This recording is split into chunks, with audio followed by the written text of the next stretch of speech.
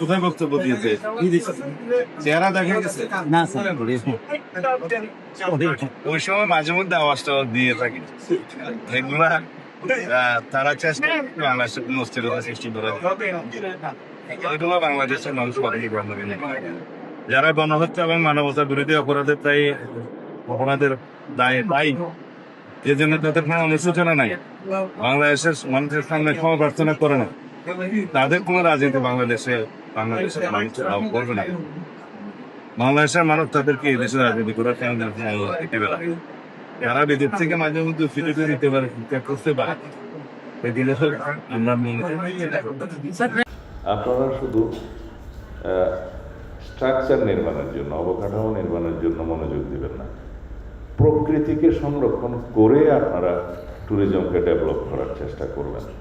যে সমস্ত জায়গায় প্রকৃতিকে বিনষ্ট করে আপনারা শুধু কংক্রিটের জঙ্গল বানানোর পরিকল্পনা করবেন, সেটা কিন্তু হিতে বিপরীত হতে পারে। সেই জন্য আমরা একটা পরিকল্পনা গত মিটিংয়ে নিয়েছি, সেটা হচ্ছে বিভিন্ন জায়গায় আমরা প্রকৃতিকে সংরক্ষণ করে রিসর্ট বানাবো। সেখানে কোনো বিশাল অবকাঠামো হবে না, সেখানে প্রকৃতি ঠিক থাকবে, রিসর্ট হবে, পার্ক হবে, বিভিন্ন রকমের সিঙ্গাপুরের মতো যেমন ন্যাচারাল পার্ক, মিউজিয়াম ইত্যাদি হবে। শুধু বিল্ডিং বানানো, উঁচু উঁচু বিল্ডিং বানানো কোনো ট্যুরিজম হতে পারে না। আমরা সি বিচকে এমনভাবে সংরক্ষণ করব যাতে ওখানে কাঠের পাটাতনের উপরে মানুষ হাঁটতে পারে, বিচে নামতে পারে, পিয়ার্সে যেতে পারে, বিভিন্ন রকমের পর্যটনের মানে ওয়াটার স্কেটিংয়ের মতো বিভিন্ন বিষয় এখানে ডেভেলপ করতে পারে। বিচ শুধু এক জায়গায় থাকবে না, লাবণী, কলাতলিয়া, ইনানিতে থাকবে না, সমগ্র 100 কিলোমিটার জুড়েই বিচের সমস্ত কর্মকাণ্ড হতে হবে। এখানে বাণিজ্যিক উদ্দেশ্য চাইতে আমাদেরকে পৃথিবীব্যাপী পর্যটনকে, যাতে পর্যটকদের এখানে আমরা আকৃষ্ট করতে পারি সেরকম কর্মকাণ্ড করতে হবে। যেমন বাংলাদেশে ইতিপূর্বে বিগত ফেসিবাদী সরকারের সময় কোনো তথ্য উপাত্ত জরিপ বাদে ইচ্ছামতো বিভিন্ন এলাকাকে ইকোলজিক্যালি ক্রিটিক্যাল এরিয়া হিসাবে ঘোষণা করা হয়েছে, ইসিএ হিসাবে। সেখানে কক্সবাজার আছে, কুয়াকাটা আছে, সিলেট সুনামগঞ্জের বহু জায়গা আছে, ট্যুরিজম স্পটের বহু জায়গা আছে। সেখানে যৌক্তিকভাবে যেগুলো ট্যুরিজম স্পট হিসাবে আমাদেরকে সংরক্ষিত রাখতে হবে, সেখানে কিছু বিধিনিষেধ আরোপ করা যায়।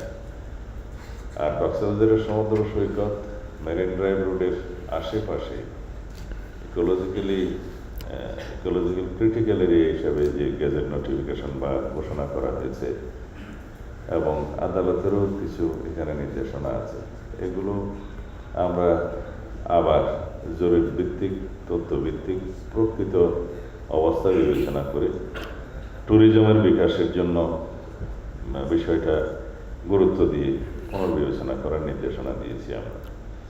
আমরা গভীর সমুদ্রে এখন গ্যাস অনুসন্ধানের জন্য অনুমতি দিচ্ছি। গভীর সমুদ্রের সমস্ত সামুদ্রিক সম্পদ আহরণের আমরা প্রচেষ্টা নেব। কক্সবাজারে ব্লু ইকোনমি এবং মেরিন সায়েন্স ইউনিভার্সিটি গঠনের প্রক্রিয়া চলছে, ইনশাআল্লাহ সেটা হবে।